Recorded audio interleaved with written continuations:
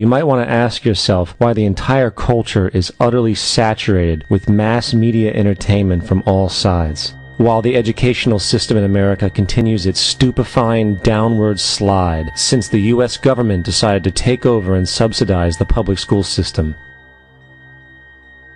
What your government pays for, it gets. When we understand that, then we look at government-financed institutions of education and see the kind of students and the kind of education that's being turned out by these government-financed schools. Logic will tell you that if what is being turned out in those schools was not in accord with what the state and the federal government wanted, then it would change it. The Patriot Act, Homeland Security, the Military Tribunals Act, and other legislations are all completely and entirely designed to destroy your civil liberties and limit your ability to fight back against what is coming. Currently in the United States, unannounced to most brainwashed Americans, your home can be searched without a warrant, without you being home. You can in turn be arrested with no charges revealed to you, detained indefinitely with no access to a lawyer, and legally tortured, all under the suspicion that you might be a terrorist. It's time to wake up. The people in power go out of their way to make sure that you are perpetually misled and manipulated. The majority's perception of reality, especially in the political arena, is not their own. It is shrewdly imposed upon them without them even knowing it. For example, the public at large actually believes the invasion of Iraq is going badly, as sectarian violence doesn't seem to stop. What the public fails to see is that the destabilization of Iraq is exactly what the people behind the government want. This war is to be sustained so the region can be divided up, domination of the oil maintained, continual profits reaped for the defense contractors, and most importantly, permanent military bases established to be used as a launching pad against other oil-bearing, non-conforming countries such as Iran and Syria. The last thing the men behind the curtain want is a conscious, informed public capable of critical thinking, which is why a continually fraudulent zeitgeist is output via religion, the mass media, and the educational system. They seek to keep you in a distracted, naive bubble, and they are doing a damn good job of it.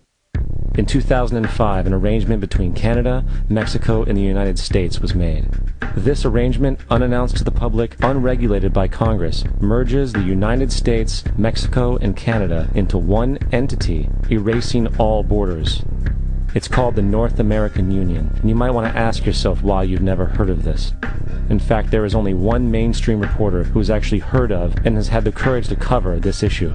The Bush administration's open borders policy and its decision to ignore the enforcement of this country's immigration laws is part of a broader agenda. President Bush signed a formal agreement that will end the United States as we know it, and he took the step without approval from either the U.S. Congress or the people of the United States. It's a deal that few have even heard of. It's being done again by very few people at the very top on behalf of the investment class, but the working class of people, political officials across our country, from communities, from cities and so forth, they don't know anything about this. This isn't some trade agreement. It is a total removal of sovereignty from these countries, which will also result in a completely new currency called the Amero. The American Constitution will eventually be obsolete.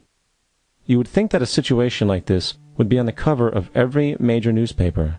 That is until you realize that the people who are behind this movement are the same people behind the mainstream media, and you are not told what you're not supposed to know.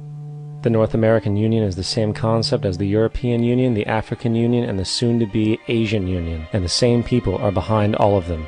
And, when the time is right, the North American Union, the European Union, the African Union, and the Asian Union will be merged together, forming the final stages of a plan these men have been working on for over 60 years. A one-world government. And if we have learned anything from history, it is that power corrupts, and absolute power corrupts absolutely. This is Aaron Russo, a filmmaker and former politician. To his left is Nicholas Rockefeller of the infamous Rockefeller banking and business dynasty. After maintaining a close friendship with Nicholas Rockefeller, Aaron eventually ended the relationship, appalled by what he had learned about the Rockefellers and their ambitions. I got a call one day from an attorney woman I knew, and she said, would you like to meet one of the Rockefellers? I said, sure, I'd love to. And we became friends, and he began to divulge a lot of things to me. So he said to me one night, he said that there's going to be an event there, and out of that event, you're going to see we're going to go into Afghanistan, so we can run pipelines from the Caspian Sea. We're going to go into Iraq to take the oil and establish a base in the Middle East, and we're going to go into Venezuela and try and get rid of Chavez. And the first two they've accomplished. Chavez they didn't accomplish. And he said you're going to see guys going into caves looking for looking for people that they're never going to find. You know, he was laughing about the fact that you have this war on terror. There's no real enemy. He's talking about how by having this war on terror, you can never win it because it's an eternal war. And so you can always keep taking people's liberties away.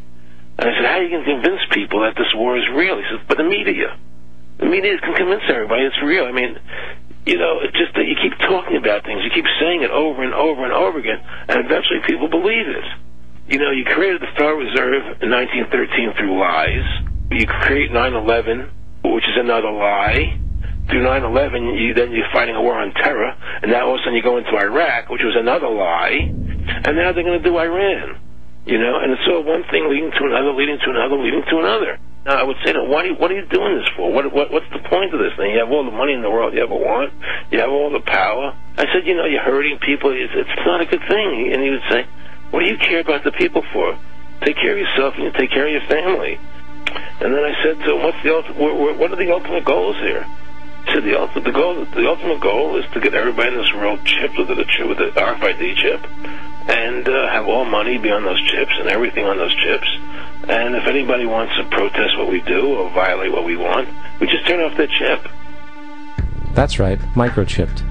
In 2005, Congress, under the pretense of immigration control and the so-called war on terrorism, passed the REAL ID Act, under which it is projected by May 2008, you will be required to carry around a federal identification card, which includes on it a scannable barcode with your personal information.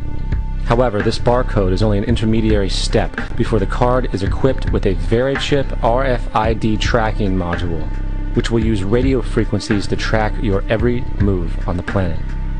If this sounds foreign to you, please note that the RFID tracking chip is already in all new American passports. And the final step is the implanted chip, which many people have already been manipulated into accepting under different pretenses.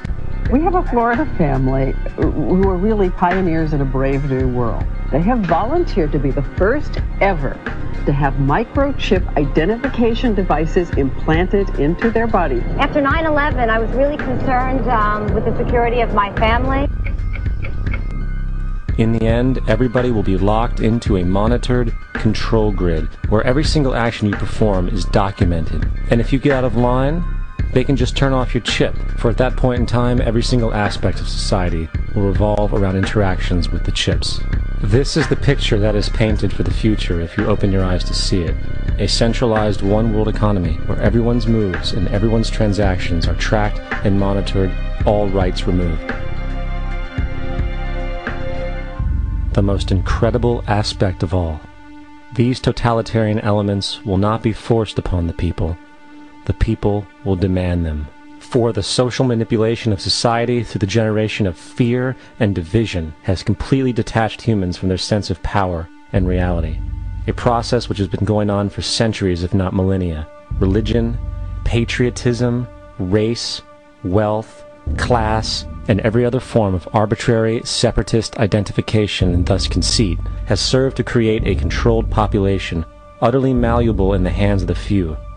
Divide and conquer is the motto, and as long as people continue to see themselves as separate from everything else, they lend themselves to being completely enslaved. The men behind the curtain know this, and they also know that if people ever realize the truth of their relationship to nature and the truth of their personal power, the entire manufactured zeitgeist they prey upon will collapse like a house of cards.